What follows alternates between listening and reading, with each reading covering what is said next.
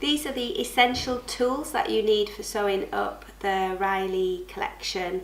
You need your fabric shears, so those are mine here.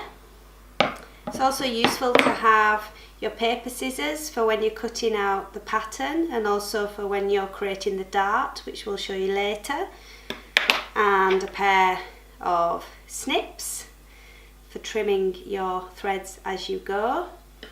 Some pins, always useful, and some tailor's chalk.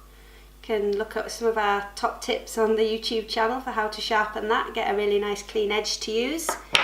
A sewing gauge is really useful for when you are turning up your seams and checking hems and everything.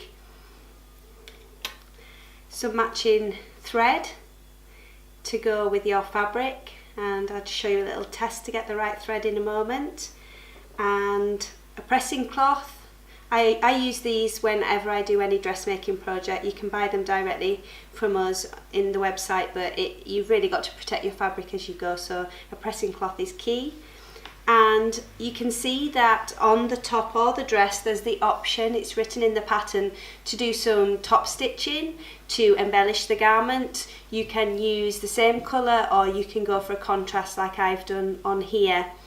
Your top stitch thread you can buy is a heavier weight thread so that it gives more definition, and this one here, this is an Aurifil green spool, so that's a 40 weight thread. Your usual thread you'll be using will be 50 weight, so if the number is lower it means that the thread is a little bit thicker. You can also go down to a 28 weight thread or even a 12 weight thread, but the key to success when you're top stitching, and what you really need to buy if you choose to do that in this project, are some top stitch needles for your machine, because this thread is heavier and the eye of a top stitch needle is larger so that you can actually thread it successfully and it makes nice stitches.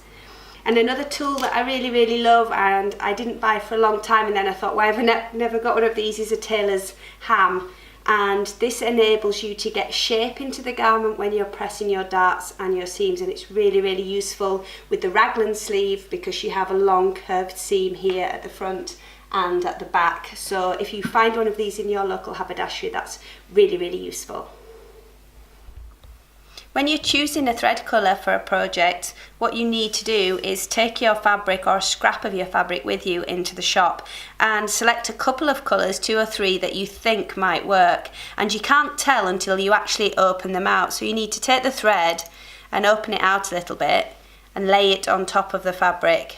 And if you didn't know, on these, on the Gutterman, you just simply twist the bottom if you can't get in to the thread, and take it off like so, and lay them out across your fabric, so a few inches, and then half close your eyes, and the thread which you see the least or which disappears the most is the thread that you want to use for your project. So I'm going to go with this one here. Generally it's the thread that's a little bit darker than you think you're going to need.